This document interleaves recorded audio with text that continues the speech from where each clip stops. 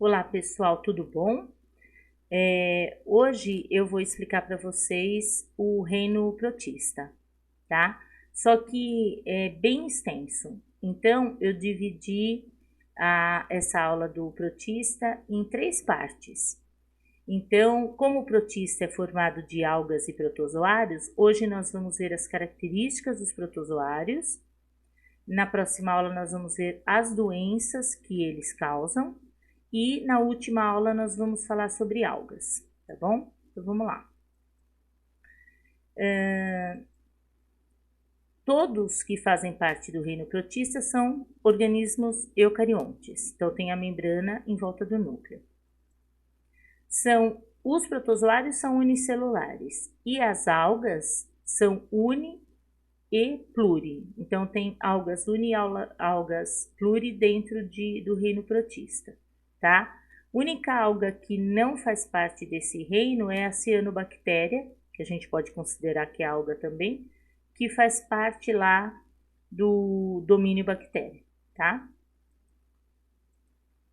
Eles habitam vários ambientes, aquático, terrestre, aqui tem muitos representantes, são de vida livre ou parasitas e são heterotróficos por ingestão e por absorção. Então, eles podem capturar um animal ou mesmo se alimentar de uma alga e aí eles vão digerir as moléculas que fazem parte do corpo desse organismo que eles estão se alimentando. Ou eles podem até absorver moléculas mais simples que estão no meio ambiente. Então, eles, de qualquer forma, vão fazer de qualquer forma, a alimentação deles vai acontecer assim, ou por ingestão ou por absorção, tá?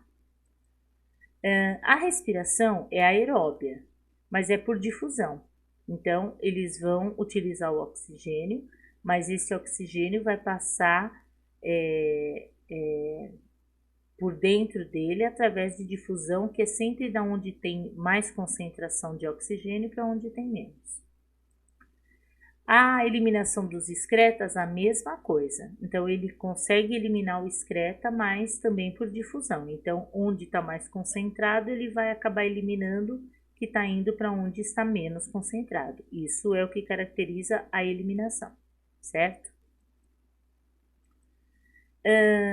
Quanto aos protozoários, então hoje nós vamos falar só dos protozoários. A reprodução é assexuada, tá? Em geral, normalmente é assexuada, mas eles também podem se reproduzir sexuadamente por conjugação. Depois eu vou explicar para vocês com o paramécio, que é um protozoário de vida livre, aí eu vou explicar a conjugação com mais detalhes, né?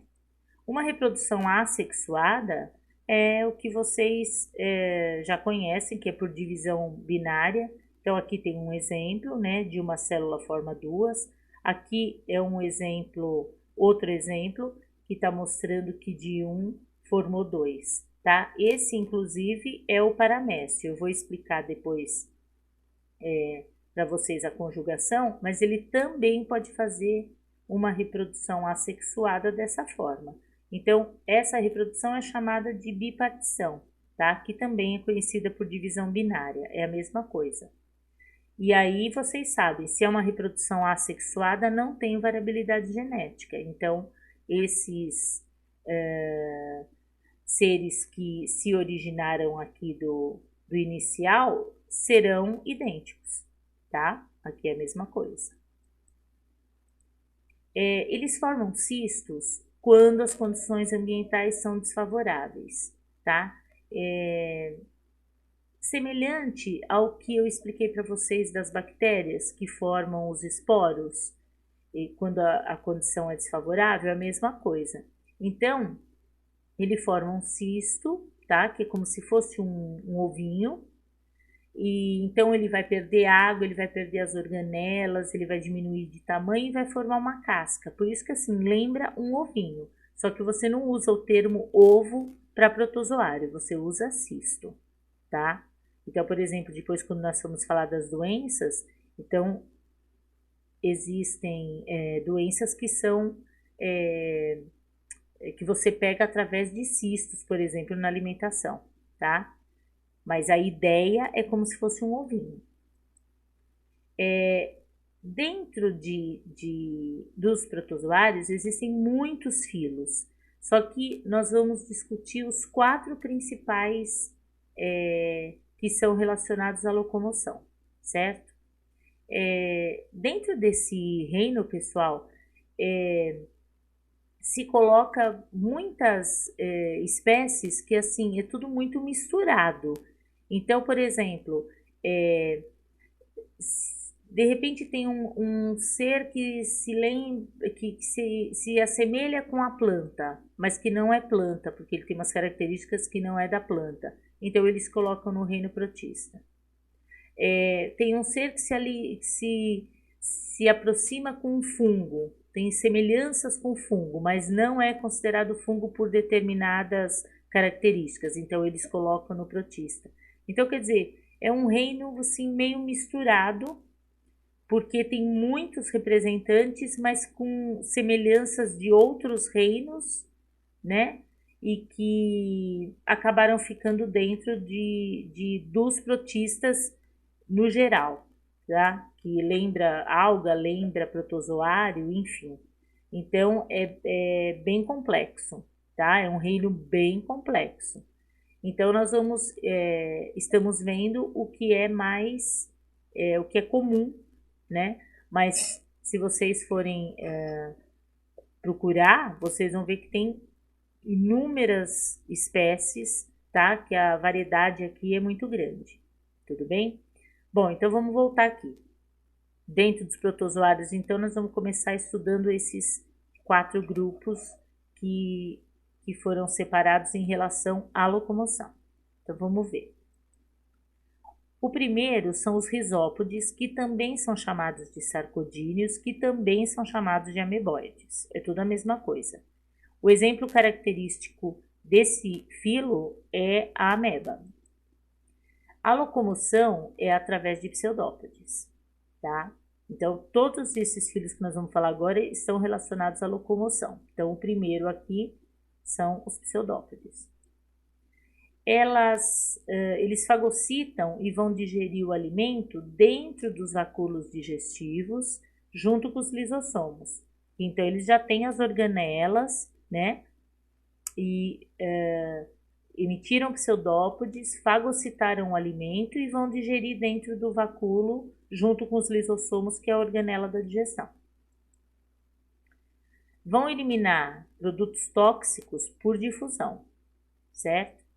E alguns protozoários de água doce têm o vacúolo contrátil ou pulsátil, que vai eliminar o excesso de água. Por que de água doce? Porque eles vão estar recebendo água do meio, porque eles vão estar hipertônicos em relação à água doce. Então, por isso que eles apresentam vacúolo. Esse vacúolo não deixa o protozoário estourar, certo? O protozoário de água salgada não tem esse vacúolo, porque ele vai doar água para o meio, porque é o meio que vai estar hipertônico. Então, não há necessidade desse vacúolo.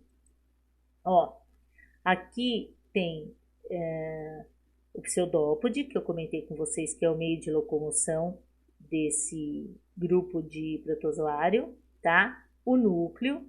Aqui estão os vacúolos digestivos, que eu acabei de falar para vocês aí, que na hora que ele vai fagocitar o alimento, esse vacúolo vai se unir aos lisossomos e vai digerir, por conta das enzimas do lisossomo, certo?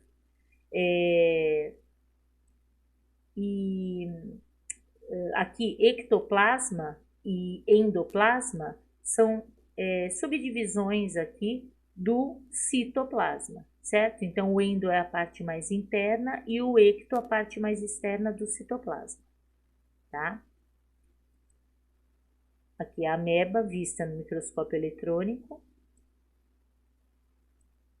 A reprodução normalmente é assexuada por divisão binária, certo? Ou bipartição, é aquela divisão que eu já mostrei para vocês. Tem outros risópodes, que são os foraminíferos, os radiolários, os eleozoários. Eles têm uma característica diferente da ameba, porque eles possuem carapaças resistentes, que são formadas de sílica e de carbonato de cálcio, e essa carapaça dá sustentação e proteção a eles. Então, aqui tá, ó, um radiolário, certo? Aqui uma cápsula interna dele, então que é formada de sílica e de carbonato de cálcio. Aqui é um eleozoário e aqui é um foraminífero, certo? Então, todos eles têm essa carapaça aí. Bom, agora nós vamos falar de um outro grupo que são ciliados. O exemplo aqui característico é o paramécio, certo? Então, eles já têm uma estrutura mais complexa do que o risópode, né, que foi esse anterior que nós falamos. Eles já têm organelas mais especializadas. A maioria aqui é de vida livre. Eles apresentam cílios para locomoção e também para capturar os alimentos, tá? Então, os risópodes, que foi o filo anterior que nós vimos, a locomoção é por pseudópodes, os ciliados por cílios. Então, olha aqui é um paramécio, que é o exemplo característico aí de protozoário ciliado de vida livre. Então, aqui estão os cílios, tá?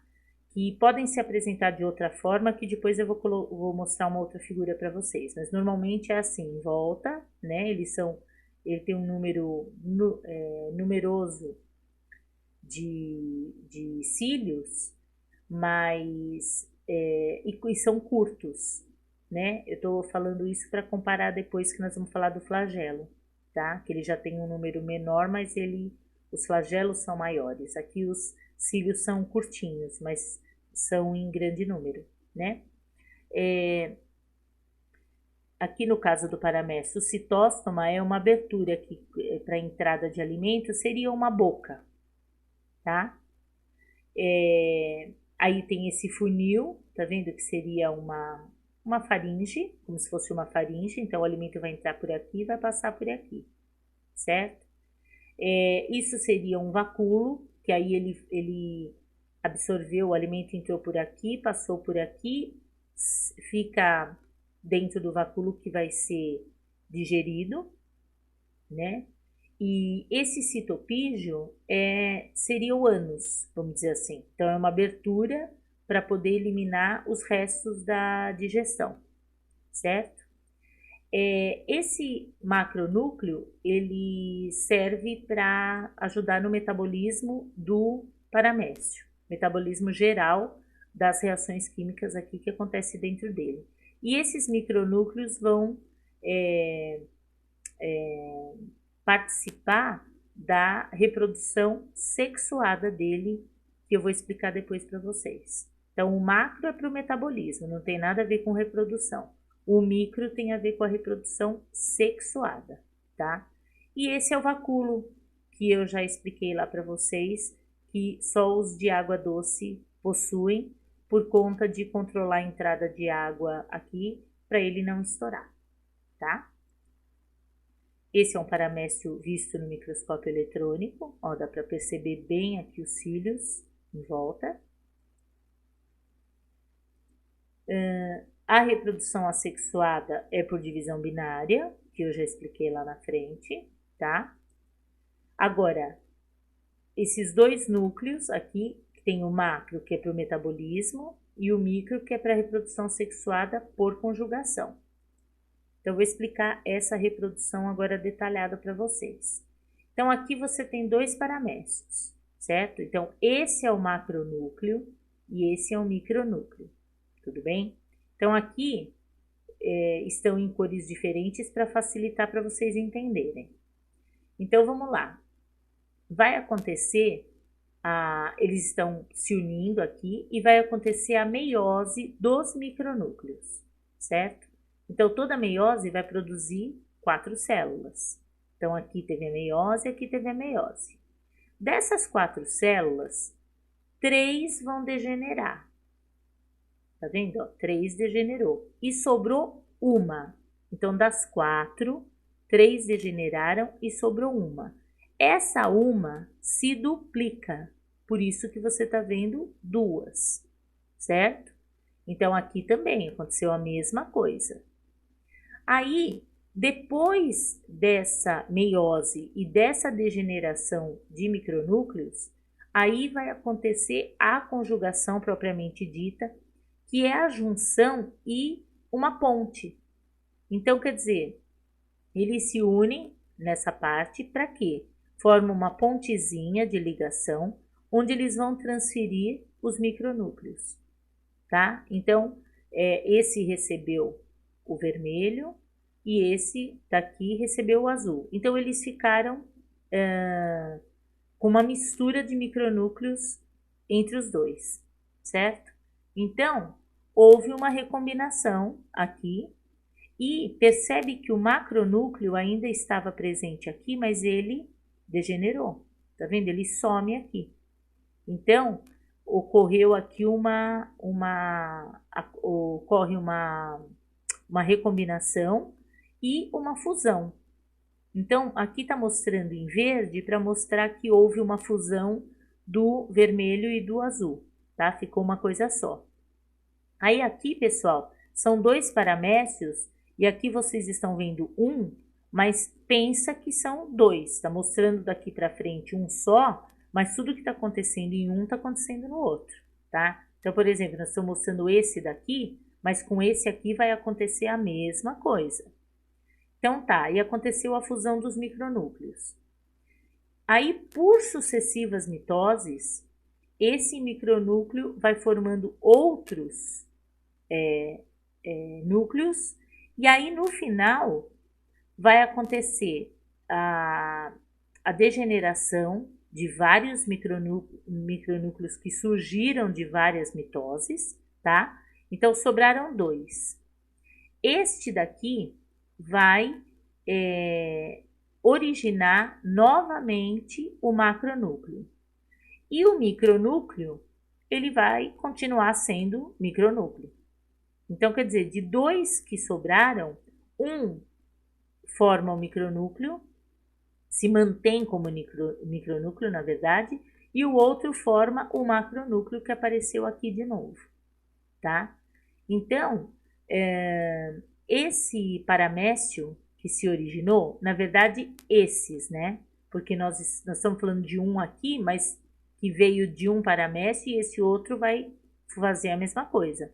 Então, no final, você acaba tendo 2 paramécios, tá? Só que paramécios com micronúcleos verdinhos aqui, que significa o quê? Que houve uma recombinação genética do azul com o vermelho. Então, esse paramécio tem, geneticamente falando, ele é diferente dos que iniciaram. Mas uma particularidade, iniciou-se a reprodução com 2 paramécios e está terminando essa reprodução com 2 paramécios, tá? Por isso que até alguns autores não consideram essa conjugação como sendo uma reprodução, entendeu? Porque ele começa com 2 e ele termina com 2. Tá, então para que existiu? Para ter a variabilidade genética, certo? Então, isso que seria a conjugação dele. O que eles normalmente fazem é a reprodução assexuada, né? Por divisão binária, que ela é mais rápida, só que a conjugação tem uma vantagem, que é a recombinação genética, que a reprodução assexuada não tem. É tudo igual. Tudo bem? Existem os euplotes, que são ciliados bentônicos, então normalmente eles ficam enterrados, grudados em algum substrato, né? E eles têm cílios na parte anterior deles, não é em volta dele todo. E esses cílios na parte anterior são chamados de cirros, que é aqui, ó. Não sei se dá para vocês perceberem. Aqui tem os cílios e aqui. Pensa que ele está olhando aqui de frente, essa é a parte anterior. Aí tem essa parte de trás aqui, que não tem cílios. Então, os cílios estão só nessa parte da frente, tá? que normalmente serve até para eles grudarem em algum substrato. Então, pensa aqui que essa é a parte da frente, a parte de trás não tem cílio. Tem o Didymium, que é um outro ciliado, que ele é carnívoro e ele se alimenta de paramécio. Então, ó, esse é o Didymium. Então, ele tem cílios aqui no centro e cílios aqui embaixo. Esse aqui é um paramécio, ó.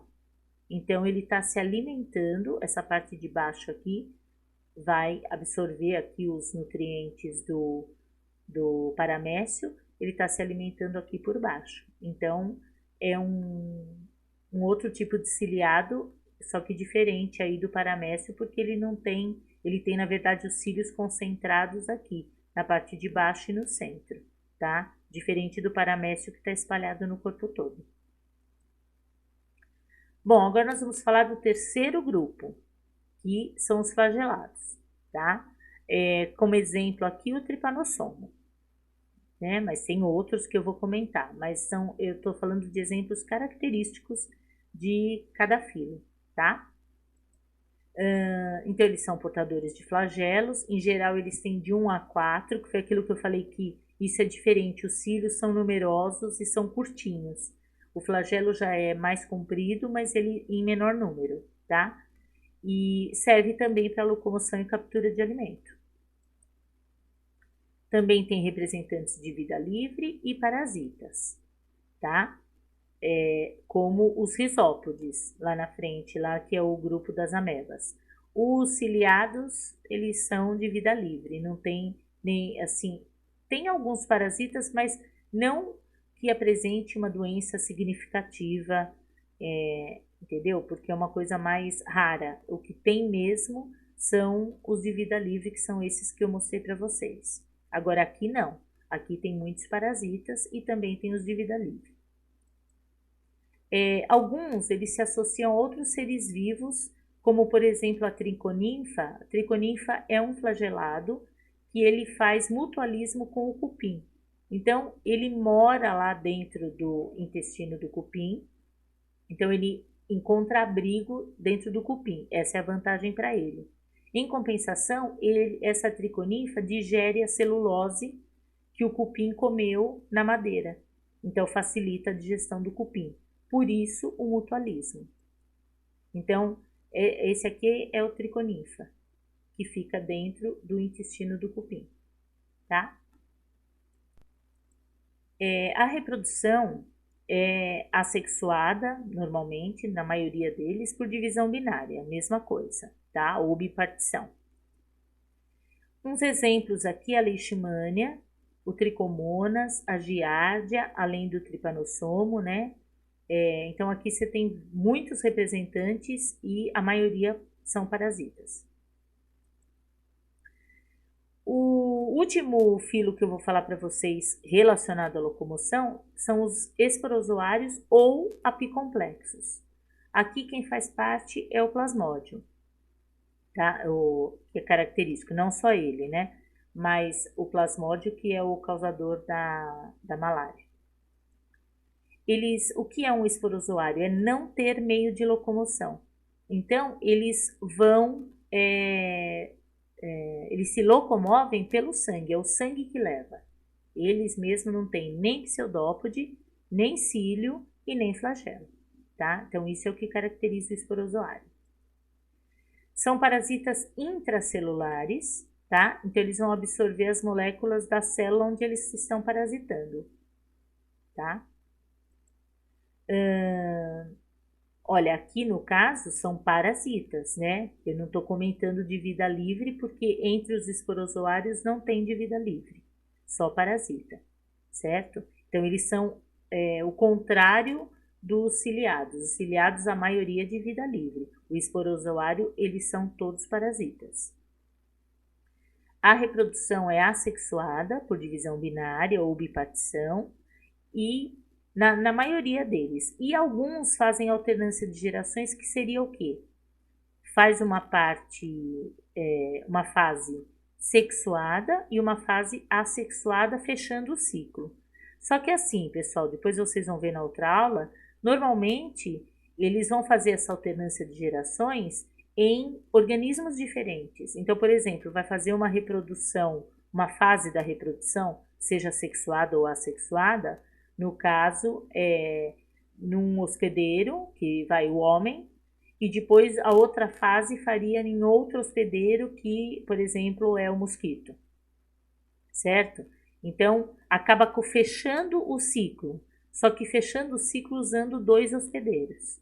Então, por exemplo, o plasmódio, por exemplo, faz isso, tá? Então, não são todos, mas o que é mais comum é só fazer a reprodução assexuada, mas dependendo do esporozoário que nós estivermos falando, pode fazer alternância de gerações usando 2 hospedeiros, tá?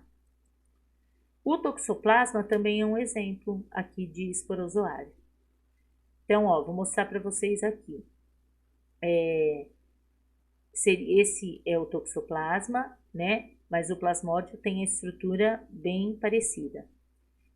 Aqui, toda essa parte aqui de cima é um complexo apical, que é esses anéis, o conoide, todo essa róptere aqui, tudo isso daqui vai grudar na célula, tá? Então, a gente chama essa parte aqui de complexo apical, que é a parte que gruda na membrana da célula onde esse protozoário entrou.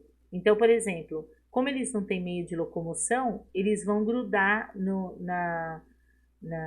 nas células do sangue e vão se locomover através dessa célula do sangue.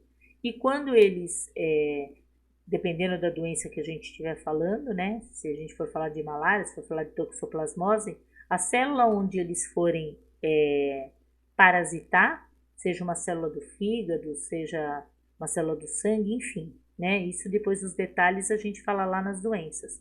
Mas eles vão grudar por aqui, na célula, na membrana da célula. Então, é por essa região aqui, tá?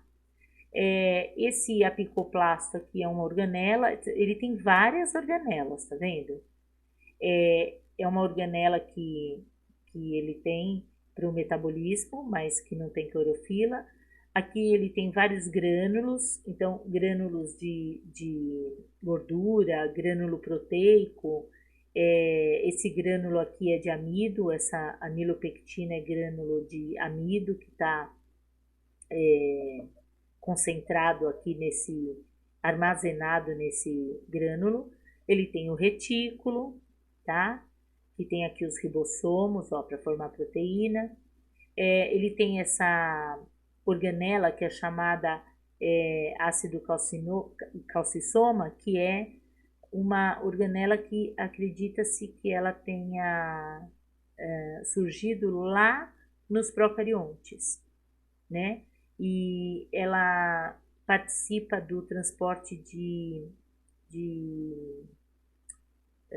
hidrogênio e ela armazena cálcio. Então, é uma organela que está presente lá desde da célula procariota. Mitocôndria, né, para respiração, aqui gordura, e também ele tem o Golgi, né, que vai facilitar a secreção aí de substâncias que ele tem que eliminar. Esse plasmalema aqui seria uma membrana, ele tem microporos, ó, entendeu? Que ajuda a entrada e saída de substâncias. E toda essa parte aqui, micronema, anéis polares, apicais, conoide, esses microtúbulos, essa róptera, é tudo para poder, faz parte desse complexo apical, tudo para poder grudar na célula por aqui, ou para se locomover, ou para parasitar a célula. Tudo bem? Bom, pessoal, então aqui eu estou terminando os 4 principais filos que são relacionados à locomoção, tá? Que é o risópode, o ciliado, o flagelado e o esporozoário. E aí agora na próxima aula eu vou discutir com vocês, explicar os ciclos das doenças que eles causam, tá? Então, espero que vocês tenham entendido e até a próxima aula. Um beijo e até mais. Tchau, tchau.